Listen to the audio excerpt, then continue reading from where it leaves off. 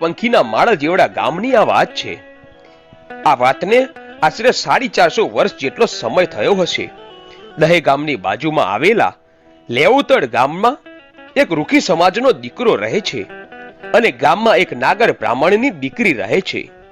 ભગવાન ભોળાનાથનું વરદાન હતું, તેથી આ બ્રાહ્મણની દીકરી ગયા જન્મે અપ્સરા હતી અને આ રૂખીનો દીકરો દેવલોકનો વસુ હતો, જેને એક રૂખીના ઘરે અવતાર ધારણ કર્યો હતો અને આ હડાહડ કળિયુગમાં બંનેએ જન્મ લીધો હતો.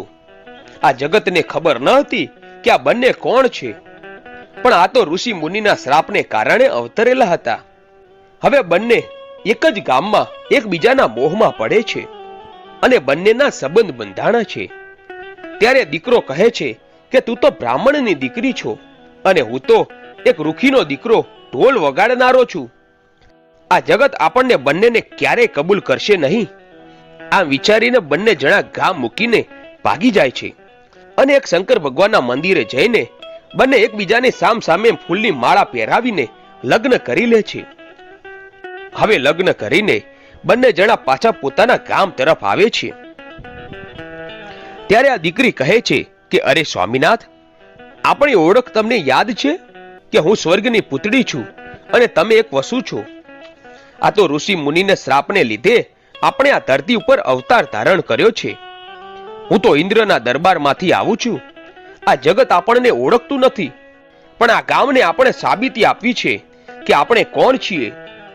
હવે એક નદી આવે છે અને ત્યાં નદીને કાંઠે બંને ઊભા રહી જાય છે.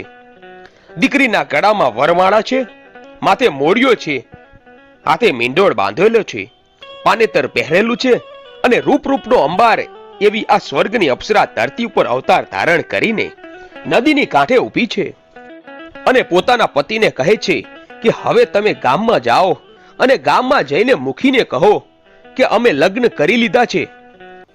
હવે અમારા સત તમારે જોવા હોય તો ઢોલ વગાડતા વગાડતા નદીને સામે કાંઠે આવો અને અમારા સામૈયા કરો. હું પછી ત્યાં તમને સત બતાવીશ. આટલું જઈને તમે મુખીને કહો. પછી તો આ રૂખીનો દીકરો ગામમાં આવીને ગામ લોકો અને મુખીને વાત કરે છે કે આવી રીતે મેં બ્રાહ્મણની દીકરી સાથે લગ્ન કર્યા છે અને આ બ્રાહ્મણની દીકરી નદી કાંઠે ઊભી છે અને ગામ લોકો તમે વાંચતે ગાજતે સામૈયા કરો. બ્રાહ્મણની દીકરી અમારા સત તમને ત્યાં બતાવશે. હવે આખું ગામ ભેગું થઈને નદી કાંઠે આવે છે.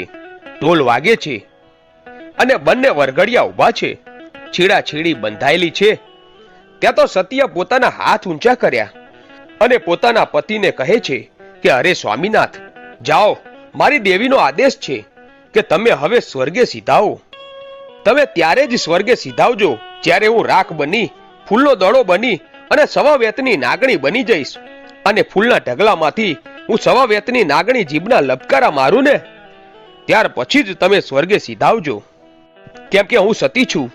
સતી ક્યારે રંડાપો વેઠતી નથી. પહેલા હું અને પછી તમે.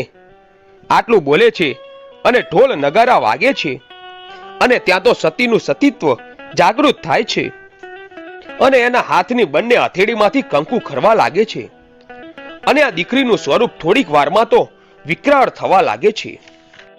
એને કહ્યું કે અરે ગામ લોકો, તમે મને ઓળખી નહીં. હું જોગણી છું, હું ખપ્પર જોગણી છું. તમારે મન હું બ્રાહ્મણની દીકરી છું, પણ અમારા વચનને કારણે અમે આ ધરતી ઉપર અવતાર ધારણ કર્યો છે. ગામ લોકો આ બધું જોઈ રહ્યા છે. દીકરીના બંને હાથમાંથી કંકુના ઢગલા થવા લાગ્યા. પછી તેના શરીરમાંથી અગન જ્વાળા પ્રગટ થઈ અને શરીર બળીને રાખ થઈ ગયું અને એ રાખ ફૂલનો ઢગલો થઈ ગયો અને ફૂલના ઢગલામાંથી સવા વેતની નાગણી બહાર નીકળે છે અને પૂંછડી ઉપર ઊભી રહીને જીભના લબકારા મારે છે અને એના સ્વામીના સામે જોઈને કહે છે, અરે સ્વામીનાથ, જાઓ, તમારે હવે ધરતી ઉપરથી વિદાય લેવાનો સમય થઈ ગયો છે. તમારે સ્વર્ગના તેડા આવ્યા છે. આટલું બોલે છે ત્યાં તો રૂખીનો દીકરાનું શરીર પણ ફૂલનો ઢગલો બની ગયું.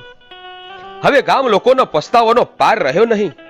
ગામ લોકો આ દીકરી પાસે જઈને માફી માગે છે અને કહે છે કે ખમ્મા કર માડી, ખમ્મા કર, અમારી ભૂલ થઈ ગઈ, અમને માફ કરી દો. ત્યારે સવા વેતની નાગણીને વાચા ફૂટે છે અને કહે છે, ખમ્મા છે મારી વસ્તીને ખમ્મા. હું તો નદીના કાંઠે અહીં બેઠી છું. જાઓ, મને મસાણી માતા તરીકે મને ઓળખજો. આ જગતમાં 64 જોગણી છે, પણ આ 64 જોગણીમાં 65મું ખાતું હું મસાણી મેલડી તરીકે આ જગતમાં પૂજાઈશ. હવે અહીં મારા બેસણા કરો અને મારા 1.25 મણના તાવા કરો. હું 1.25 મણને તાવે રમવા આવીશ. આટલું કહી માં અંતર ધ્યાન થઈ ગયા. તો મિત્રો, આ હતો